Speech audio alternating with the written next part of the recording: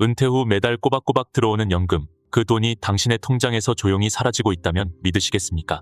많은 분이 은퇴 후 연금 수령을 시작하면 모든 재정 관리가 끝났다고 생각합니다. 하지만 현실은 다릅니다.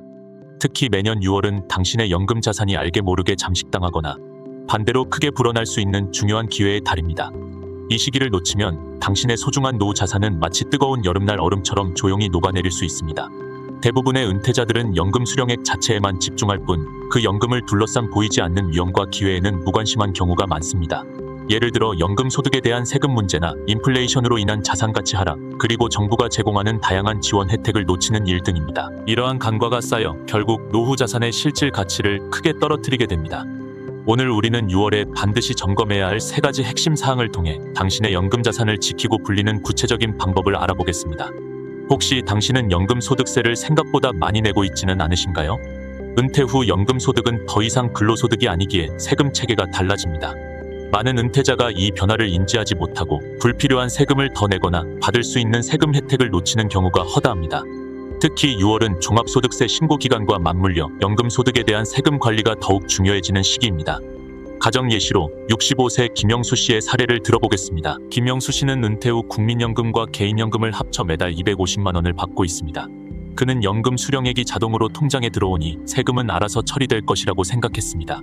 하지만 6월 종합소득세 신고 기간에 세무서를 방문했을 때 그는 깜짝 놀랐습니다. 연금 소득 외에 소액의 임대 소득이 있었는데 이를 합산하여 신고하지 않아 가산세까지 물게 된 것입니다. 또한 연금 소득공제나 세액공제 등 받을 수 있는 혜택도 제대로 알지 못해 매년 수십만 원의 세금을 더 내고 있었습니다. 국세청 자료에 따르면 연금 소득은 다른 소득과 합산하여 종합소득세가 부과될 수 있으며 연금 종류에 따라 과세 방식이 다릅니다. 예를 들어 국민연금이나 공무원연금 같은 공적연금은 연금소득공제가 적용되지만 개인연금은 연금저축계좌에서 인출할 경우 연금소득세가 부과됩니다. 중요한 것은 연금소득이 일정 기준을 넘거나 다른 소득과 합산될 경우 종합소득세 신고 대상이 될 수 있다는 점입니다. 그렇다면 어떻게 해야 할까요? 첫째, 매년 6월 종합소득세 신고 기간에 자신의 연금소득과 다른 소득을 합산하여 신고 대상인지 확인해야 합니다. 둘째, 연금소득공제, 특별세액공제 등 자신이 받을 수 있는 세금 혜택을 꼼꼼히 확인하고 적용해야 합니다. 셋째, 연금 수령 방식에 따라 세금 부담이 달라질 수 있으므로 연금 개시 전 전문가와 상담하여 가장 유리한 수령 방식을 선택하는 것이 좋습니다. 이처럼 세금 관리는 연금 자산을 지키는 첫걸음이지만 이것만으로는 충분하지 않습니다. 당신의 연금 계좌가 인플레이션에 조용히 무너지고 있을지도 모릅니다. 혹시 당신의 연금 계좌는 방치되어 인플레이션에 무너지고 있지는 않으신가요?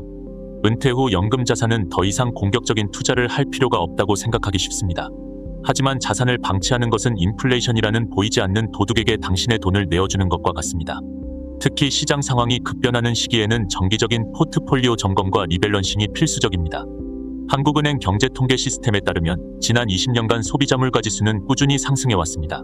이는 오늘 1,000만 원으로 살 수 있는 물건을 20년 후에는 1,500만 원 이상을 줘야 살 수 있다는 의미입니다. 즉 연금 수령액이 고정되어 있다면 시간이 지날수록 당신의 구매력은 점점 약해지는 것입니다.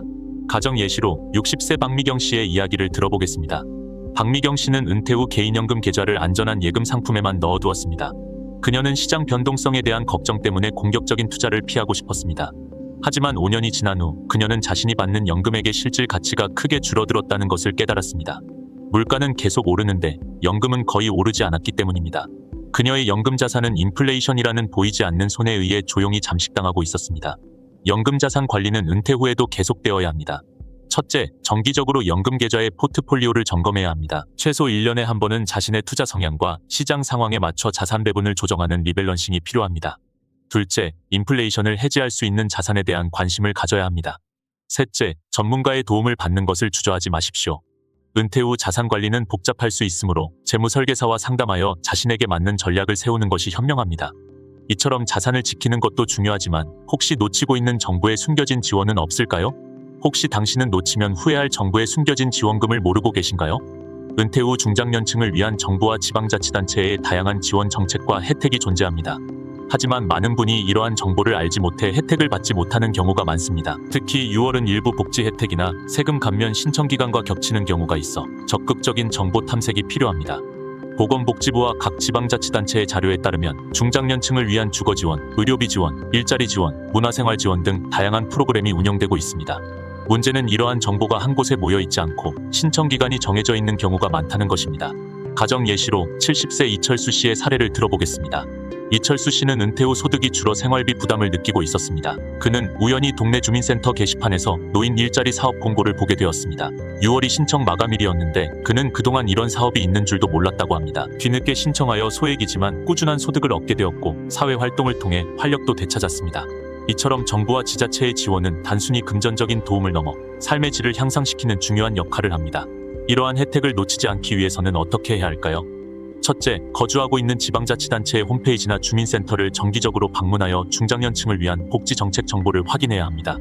둘째, 보건복지부, 고용노동부 등 중앙부처의 홈페이지에서도 관련 정보를 찾아볼 수 있습니다. 셋째, 주변의 복지관이나 노인회관 등 지역사회기관을 통해 정보를 얻고 상담을 받는 것도 좋은 방법입니다. 6월은 이러한 정보를 탐색하고 신청할 수 있는 좋은 기회가 될 수 있습니다. 오늘 우리는 은퇴 후 6월에 당신의 연금 자산이 조용히 녹는 것을 막고 오히려 불릴 수 있는 3가지 중요한 방법을 알아보았습니다. 연금 소득세 관리, 방치된 연금 계좌의 리밸런싱, 그리고 놓치기 쉬운 정부 지원 혜택 활용까지. 이 모든 것은 당신의 소중한 노후를 더욱 든든하게 만들어 줄 것입니다. 오늘 당장 시작해야 할 단 한 가지 행동은 바로 이것입니다. 지금 바로 당신의 연금 관련 서류를 꺼내어 6월에 해야 할 일을 체크리스트로 만들어 보세요. 연금 소득세 신고 대상 여부 확인, 연금 계좌 포트폴리오 점검, 그리고 거주지 지방자치단체 홈페이지에서 중장년층 지원 정책 확인까지. 이 작은 노력이 당신의 노후 자산을 지키는 큰 힘이 될 것입니다. 이 영상이 당신의 노후 준비에 작은 도움이 되었다면 구독과 좋아요, 그리고 알림 설정으로 더 많은 유익한 정보를 놓치지 마세요. 당신의 현명한 노후를 응원합니다.